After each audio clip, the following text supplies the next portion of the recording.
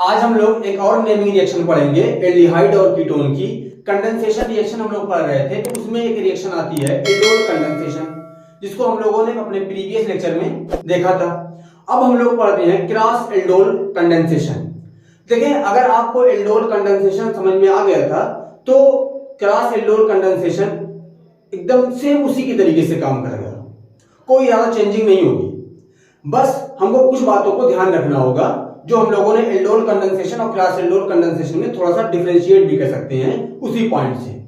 लेकिन जो मैकेनिज्म थी वही मैकेनिज्म यहां भी इस्तेमाल होगी।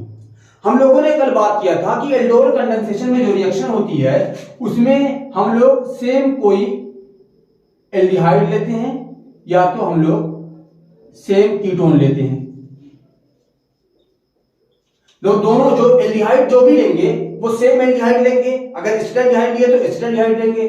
कीटोन में अगर एसीटोन लेंगे दोनों मॉलिक्यूल एसीटोन के ही होंगे। लेकिन यहां पे अलग होता है। अलग का मतलब क्या है कि यहां पे जो रिएक्शन होगी हम लोग, यानी कि इसमें हम लोग से डिफरेंट भी लेते हैं या सेम भी ले सकते हैं। सॉरी, सेम क्या लेंगे हम लोग, डिफरेंट ही लेते हैं।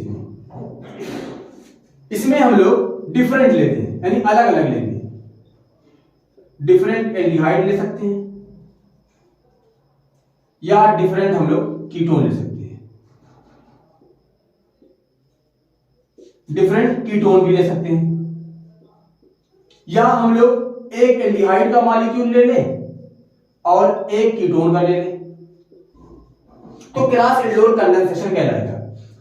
हम लोग क्या करेंगे, एल्डिहाइड के दोनों अलग अलग मॉलिक्यूल लेंगे, कीटोन के दोनों अलग अलग मॉलिक्यूल लेंगे, या एक एल्डिहाइड का ले लें एक कीटोन का ले लें, या ऐसा करें कि जैसे हम लोग जानते हैं एल्डोल कंडेंसेशन में हम लोग अल्फा हाइड्रोजन होना चाहिए।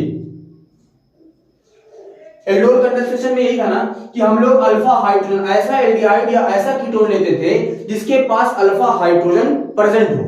अब यहां पे क्या है, हम लोग जानते हैं कि एल्डोल कंडेंसेशन के लिए मिनिमम हमारे पास दो मॉलिक्यूल होने चाहिए। दो मॉलिक्यूल होते हैं ना, चाहे एल्डिहाइड के हो चाहे कीटोन के हो। अब क्रॉस एल्डोल कंडेंसेशन में दोनों मॉलिक्यूल एल्डिहाइड हो सकते हैं, दोनों मॉलिक्यूल कीटोन के हो सकते हैं, एक एल्डिहाइड का हो सकता है एक कीटोन का हो सकता है। अब यहां पे बात आती है, दोनों मॉलिक्यूल में अगर मिनिमम एक मॉलिक्यूल के पास one molecule have alpha hydrogen, दूसरा वाला जो सेकंड मॉलिक्यूल होगा, फर्स्ट हो गया, सेकंड मॉलिक्यूल जो होगा उसके पास अल्फा हाइड्रोजन हो तब भी बेहतर है, नहीं हो तब भी वो क्रॉस एल्डोल कंडेंसेशन देगा। यानी अगर हम लोग कहें कि इसेंशियल कंडीशन क्या है, रिक्वायरमेंट क्या है, तो हम लोग कह सकते हैं कि दोनों मॉलिक्यूल में से किसी एक मॉलिक्यूल के पास भी अगर अल्फा हाइड्रोजन होगा तो वो क्रॉस एल्डोल कंडेंसेशन रिएक्शन दे सकता है। जबकि एल्डोल कंडेंसेशन के लिए हमको दोनों मॉलिक्यूल जो एल्डिहाइड का इस्तेमाल करेंगे या कीटोन का इस्तेमाल करेंगे उसमें हम लोग दोनों मॉलिक्यूल को हम लोग क्या करेंगे, अल्फा हाइड्रोजन होने चाहिए।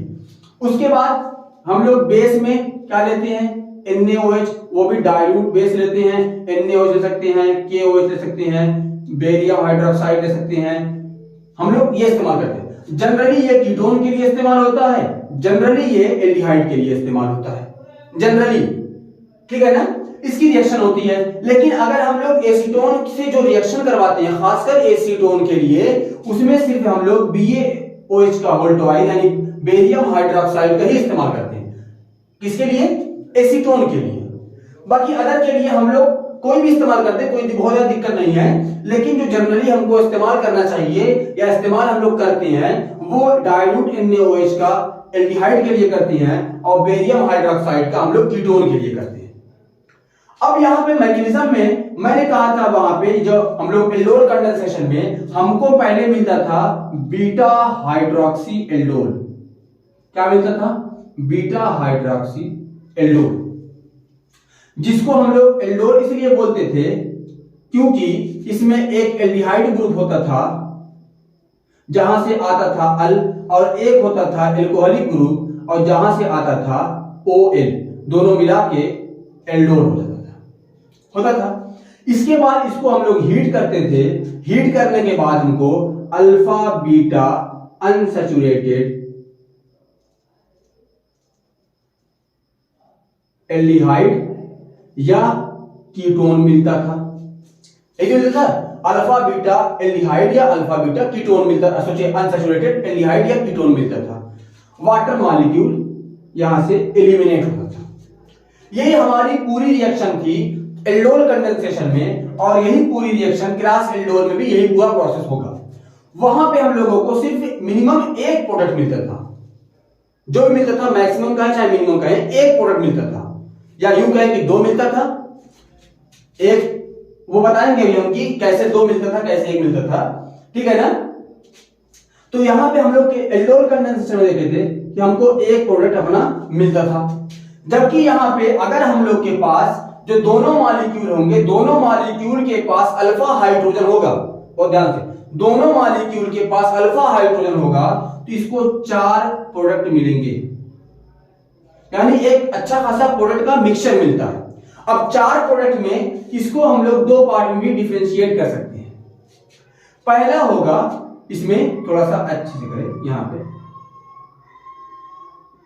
पहला जो 2 प्रोडक्ट होगा, 2 प्रोडक्ट, वो होगा सेल्फ कंडेंसेशन से। सेल्फ कंडेंसेशन यानी जस्ट लाइक ये होता है एल्डोल कंडेंसेशन, जैसे हम लोग प्रीवियस में होते थे। और दो प्रोडक्ट जो मिलता है वो हमको मिलता है केरास का होता है। बेसिकली यही जो 2 प्रोडक्ट होते हैं वो केरास एल्डोल के होते हैं। बाकी अदर जो 2 होते हैं वो सिंपल एल्डोल कंडेंसेशन की जो रिएक्शन होती है उससे होता है। जब चारों मॉलिक्यूल के पास क्या होता है, यानी जो दोनों मॉलिक्यूल होते हैं उसके पास अल्फा हाइड्रोजन प्रेजेंट होता है। अगर अल्फा हाइड्रोजन किसी एक के पास प्रेजेंट नहीं है, किसी एक के पास सिर्फ अल्फा हाइड्रोजन है, तो प्रोडक्ट की संख्या या प्रोडक्ट का जो नंबर होता है वो डिक्रीज करता है। क्या करेगा? डिक्रीज करेगा। आप लोग इतना नोट करें, उसके बाद फिर हम लोग रिएक्शन पे आते हैं और उसको समझने की कोशिश करते हैं स्टेप बाय स्टेप, ताकि हमको समझ में आए कि रिएक्शन कैसे होती है। देखिए, आप प्रोडक्ट बनाने का तरीका मैंने पिछले लेक्चर में बताया था कि आप 1 सेकंड में ही एल्डोल कंडेंसेशन को की रिएक्शन प्रोसीड करवा सकते हैं। वैसे ही क्रॉस एल्डोल में भी है, लेकिन मैकेनिज्म कैसे है, कैसे रिएक्शन प्रोसीड हुई है, उसके बारे में हमको जानने के लिए हमको अच्छे से देखना पड़ता है, स्टेप बाय स्टेप समझना पड़ता है। तो अगर आपको पिछले लेक्चर समझ में नहीं आया होगा तो ये लेक्चर देख लें, दोनों अगर आपको समझ में आ जाएगा तो बहुत आसानी से आप aldol condensation, cross aldol condensation को प्रोसीड कर सकते हैं। देखिए, बहुत इंपॉर्टेंट लेक्चर है क्रॉस एल्डोल कंडेंसेशन और एल्डोल कंडेंसेशन, तो ये नोट करें। उसके बाद फिर हम लोग बात आगे करते हैं और उसकी मैकेनिज्म को देखते हैं। चलिए अब देखते हैं रिएक्शन। हम लोग एल्डिहाइड, दोनों एल्डिहाइड अलग अलग लेंगे। जैसे for example CH3 C double bond OH plus CH3 CH2 C double bond OH। हमारे पास ये दोनों देखिए अलग अलग एल्डिहाइड है। अब ये देगा हमको क्रॉस एल्डोल कंडेंसेशन। अब यहां पे देखिए प्रोडक्ट बनेगा 4। पहले प्रोडक्ट को देख लें कैसे बनता है। यहां पे डाइल्यूट NaOH का इस्तेमाल कर लें और इसका हम लोग प्रोडक्ट बनाते हैं। देखिए, प्रोडक्ट बनाने के लिए आपको कुछ नहीं करना है, किसी एक का ऑक्सीजन, किसी एक का 2 हाइड्रोजन निकाल दीजिए। देखिए, जो पहला प्रोडक्ट बनेगा वो कैसे बनता है वो अभी हम लोग मैकेनिज्म में आगे देखेंगे।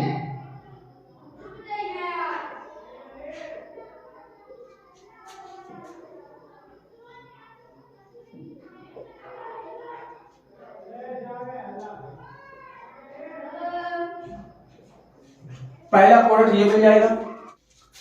अब दूसरा प्रोडक्ट हम लोग देखें तो यहां पे क्या बनेगा। ये देखिए अल्फा हाइड्रोजन है, ये भी अल्फा हाइड्रोजन है। मैंने पिछला जो प्रोडक्ट बनाया है इसमें अल्फा हाइड्रोजन इसका निकाला है। अब इस बार इसका अल्फा हाइड्रोजन निकालें, देखिए क्या बनेगा हमारे पास CH3 C double bond CH CHO और CH3, ये बन गया। अब दो बनेगा, यानी एक मॉलिक्यूल इसका, इसी का दोनों मॉलिक्यूल आपस में रिएक्शन करके जो प्रोडक्ट बनाएगा। तीसरा प्रोडक्ट बनेगा हमारे पास, देखें बनेगा CH3 CH double bond CH single bond CHO, एक ये बन जाएगा। चौथा प्रोडक्ट इसी के दोनों मॉलिक्यूल आपस में रिएक्शन करेंगे। कैसे करेंगे? यहां से एक बार अल्फा हाइड्रोजन यहां से निकलेगा और यहां से एक मॉलिक्यूल का ऑक्सीजन निकलेगा। क्या बनेगा? CH3 CH2 C double bond CH double bond यहाँ पे CHO और यहाँ पे ये एक CH3। ये हमारे पास 4 प्रोडक्ट बनेगा। अब इन चारों प्रोडक्ट को कैसे फॉर्मेशन हुआ है उसके बारे में हम लोग अपने नेक्स्ट स्टेप में थोड़ा सा समझते हैं। इसको पहले ये नोट कर लें, उसके बाद हम लोग मैकेनिज्म समझते हैं। मैकेनिज्म के बाद मैं उसको शॉर्ट ट्रिक से समझा दूंगा ताकि आपको बात समझ में आ जाएगी कैसे ये चारों प्रोडक्ट बनेगा। देखिए ये जो दो बना है ना, ये सेल्फ कंडेंसेशन से बना है और ये वाला क्रॉस कंडेंसेशन से, ठीक है ना। और बना लें उसके बाद फिर हम लोग इसके बारे में आगे बात करते हैं। देखिए हम लोग सबसे पहले इस्तेमाल करते हैं कोई एक aldehyde CH3 C double bond OH।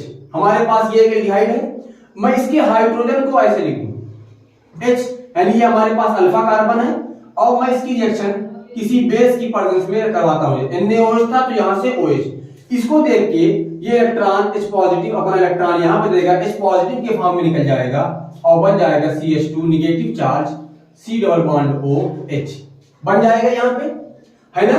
यहाँ पे हमारे पास ये CH2 CO डबल। अब यहाँ पे दूसरा मॉलिक्यूल हमने पिछले रिएक्शन में किसका इस्तेमाल किया, देखें यहाँ CH3 CH2 C double bond OH किया था। अब इससे हम लोग करवाएं, यहाँ पे CH3 CH2 C double bond OH हमारे पास यही था। अब ये ऑक्सीजन का जाएगा, यहाँ पे जाएगा, ये इसके ऊपर पॉजिटिव इसके ऊपर नेगेटिव और ये हमारे पास न्यूक्लियोफाइल इस पे अटैक करेगा और फॉर्मेशन क्या करेगा, देखें ये आगे जुड़ जाएगा, बस कुछ करना नहीं हमको, बस जोड़ देना। देखें ये CH3 ये CH2 ये कार्बन, इस कार्बन से क्या लगा है O नेगेटिव क्योंकि एक बॉन्ड यहां चला गया है, इस कार्बन से एक हाइड्रोजन भी लगा है ना। इस हाइड्रोजन को मैं अगर यहां पे कर दूं कोई दिक्कत नहीं है, ठीक है ना। अब उसके बाद ये CH2 इस कार्बन से आके जुड़ गया है, CH2 यहां पे C डबल बॉन्ड O यहां पे H हो गया। अब देखें अब अगले स्टेप में जो हमारे पास ये H पॉजिटिव निकला हुआ था यहां से माइनस H पॉजिटिव जो निकला था, ये H पॉजिटिव आके यहां पे जुड़ जाएगा। कहां पे जुड़ेगा, यहां पे। तो किसका फॉर्मेशन होगा, देखें CH3 CH2 COH यहां पे H है और यहां पर CH2 यहां पर CH2 फॉर्मेशन हो गया। इसको हम लोग क्या बोलेंगे, इसको हम लोग बोलते हैं एल्डोल। एक एल्डिहाइडिक ग्रुप एक एल्कोहलिक ग्रुप, इसको बोलेंगे एल्डिहाइड से आया ALD और एल्कोहलिक से आया ON, इसको हम लोगों ने जोड़ दिया। अब इसको हम लोग हीट कर दे, क्या कर दे, हीट। ये हमारे पास एल्डोल का फॉर्मेशन हो गया। अब देखिए मैं इस हल्के हाइड्रोजन को यहां पर लिख देता हूं, ऐसे लिख दिया, ये अल्फा पोजीशन ये बीटा पोजीशन और मैंने यहां से OH निकाल दिया, यानी हीट करने पर ये OH निकल गया। अब किसका फॉर्मेशन हुआ, देखें CH3 CH2 CH double bond CH single bond CHO, यही फॉर्मेशन हुआ ना। अब देखें अल्फा बीटा, इसका नाम क्या हो गया, अल्फा बीटा अनसैचुरेटेड एल्डिहाइड बन गया हमारे पास। क्या बन गया, अनसैचुरेटेड एल्डिहाइड बन गया ना। अब ऐसे ही आप देखिए, अब जो दूसरा प्रोडक्ट बनेगा वो हम लोग क्या करेंगे, जैसे देखो यहां से मैंने इसका अल्फा हाइड्रोजन किसका निकाला, अल्फा हाइड्रोजन मैंने इसका इस्तेमाल किया। अब अगली रिएक्शन में इसका अल्फा हाइड्रोजन इस्तेमाल करें। मैं देखो यहां पे शॉर्ट ट्रिक से कैसे बनाता हूं, आप लोग यहां पे देखें। हम लोग क्या करेंगे, अब इसका अल्फा हाइड्रोजन का यूज करेंगे। कैसे यूज करते हैं, देखिए CH3 ऐसे लिख दें, इसके अल्फा हाइड्रोजन इसको ऐसे लटका दें और यहां पर ये CHO बस, क्योंकि जिसका अल्फा ये अल्फा पोजीशन है ना, फंक्शनल ग्रुप से लगा कार्बन अल्फा कार्बन। अब उसके बाद दूसरे वाले को ऐसे लिख दें, हो गया। अब देखिए यहां से H2O निकाल दें तो क्या बनेगा हमारे पास, देखिए बस ऐसे ऐसे जोड़ दें। ये CH3 है, हो गया। अब देखो इस कार्बन के पास कोई हाइड्रोजन नहीं है, लेकिन इस कार्बन की जो डबल वैलेंसी खाली हुई है वो इस कार्बन से आके जुड़ेगी। तो यहां पे आ गया डबल बॉन्ड CH और इस कार्बन से कौन सा ग्रुप लगा हुआ है, डबल बॉन्ड तो हो गया इस कार्बन में। देखो इस कार्बन से डबल बॉन्ड हमारे पास, सॉरी यहाँ पे CH3, इस कार्बन के साथ हमारे पास आया C और इसके साथ आ गया डबल बॉन्ड CH आ गया। इस कार्बन से एक कौन सा ग्रुप लगा है, CHO ग्रुप, और इस कार्बन से कौन सा ग्रुप लगा है, CH3। हमारे पास ये दूसरा प्रोडक्ट हो गया, प्रोडक्ट नंबर 2, और ये हमारे पास है प्रोडक्ट नंबर 1। अब तीसरा प्रोडक्ट देख कैसे बनाते हैं। अब क्या करें, दोनों इस एल्डिहाइड का खुद के मॉलिक्यूल से ही हम लोग क्रॉस एल्डोल सेल्फ एल्डोल करा दें। इसी मॉलिक्यूल को लेके हम लोग सेल्फ एल्डोल कराएं। तो यहां पे देखिए, मैं यहां पे करता हूं इसको CH3 CH और ये डबल बॉन्ड यहां पे ये। अब इसी का एक और मॉलिक्यूल, क्योंकि ये अल्फा पोजीशन है, तो यहां पे इसका हम लोग करवाए CH3 CH2 C double bond OH। अब यहां से वाटर मॉलिक्यूल निकाल दो, तो क्या बनेगा देखें, ऐसे लिखता हूं CH3 CH2। अब इस कार्बन की डबल वैलेंसी खाली हुई है, तो यहां पे देखें इसके साथ H था, यहां पे H लगा दिया। डबल बॉन्ड किसके साथ आएगा, इस कार्बन के साथ डबल बॉन्ड, और इस कार्बन से एक CH3 ग्रुप लगा है, इसको ऊपर लिख देता हूं, और यहां पर CHO एक ये आ गया। ये हमारे पास हो गया प्रोडक्ट नंबर 3। क्या हो गया, प्रोडक्ट नंबर 3। अब प्रोडक्ट नंबर 4 क्या बनाए, अब इस एल्डिहाइड मॉलिक्यूल का सेल्फ कंडेंसेशन करवा दूं। देखो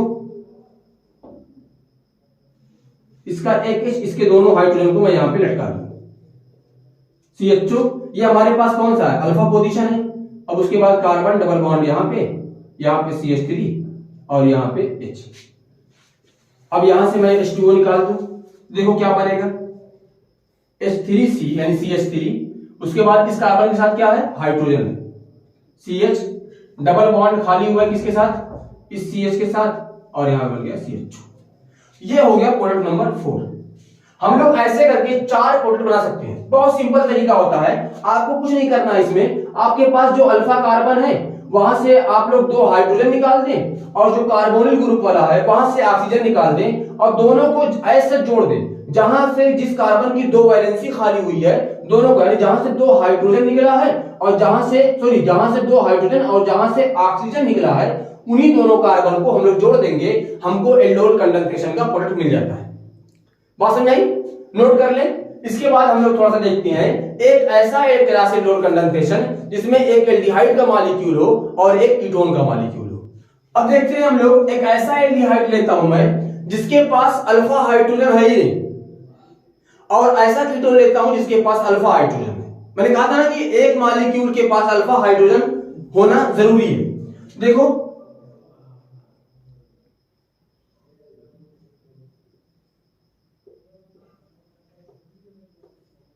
ये हमारे पास एक एल्डिहाइड, यहां पे डबल बॉन्ड OH है ना, इसको मैं ऐसे लिखता हूं ये। उसके बाद इसकी रिएक्शन करवाता हूं कीटोन से, CH3 double bond O CH3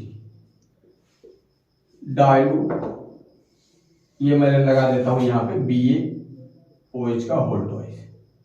अब देखें ये हमारे पास फंक्शनल ग्रुप और ये हमारे पास अल्फा कार्बन। इस कार्बन के पास देखिए, आपके पास आप खुद चेक कर ले क्या अल्फा हाइड्रोजन है। कार्बन की एक वैलेंसी इधर इस बॉन्ड से, एक इस पाई बॉन्ड से, एक इस सिग्मा बॉन्ड से, 3 हो गई, एक इस सिग्मा बॉन्ड से, 4 वैलेंसी कंप्लीट है। तो यहां पे तो हमारे पास है नहीं अल्फा हाइड्रोजन, लेकिन इसके पास अल्फा हाइड्रोजन है। तो यहां से देखिए बहुत सिंपल तरीके से हम लोग रिएक्शन करवा सकते हैं, इसका ऐसे करते बस। और उसके बाद क्योंकि ये हमारे पास फंक्शनल ग्रुप है, ये अल्फा कार्बन है, उसके बाद यहां से आप ऑक्सीजन मॉलिक्यूल निकाल दें, H2O मॉलिक्यूल निकाल दें। उसके बाद हमारा प्रोडक्ट क्या बनेगा देखिए, ये हमारे पास है।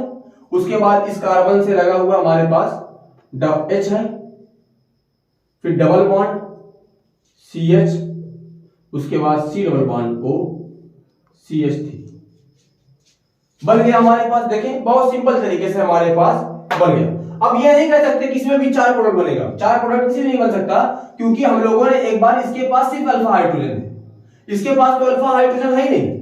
अब ये अगर मैं कहूं कि इस बेंजल्डिहाइड के पास हमारे पास इसका मैं खुद के मॉलिक्यूल से रिएक्शन करवाऊं डाइल्यूट बेस के प्रेजेंस में, क्या ये एल्डोल कंडेंसेशन देगा?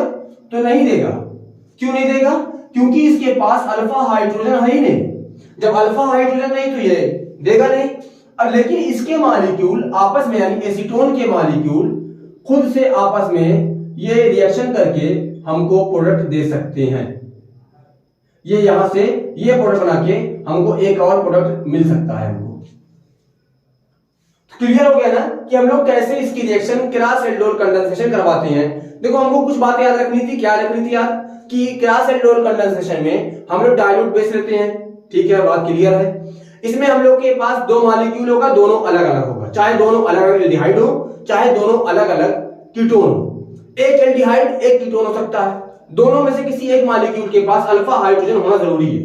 दोनों के पास अल्फा हाइड्रोजन है तब तो बहुत अच्छी बात है। अगर दोनों में से किसी एक के पास है तब भी वो क्रॉस एल्डोल कंडेंसेशन देगा, एल्डोल कंडेंसेशन नहीं देगा, क्रॉस एल्डोल कंडेंसेशन देगा। तो इतनी बात तो समझ में आ गई होगी कि हम लोग कैसे aldol condensation cross aldol condensation reaction करवाते हैं। मिलते हैं एक नई वीडियो के साथ, वहां पे हम लोग पढ़ेंगे कैनिज़ारो रिएक्शन, जिसमें हम लोग के ऐसी रिएक्शन करवाती हैं जिसमें अल्फा हाइड्रोजन होता ही नहीं। तो आई होप आप लोगों को समझ में आ गया होगा। Thank you for watching.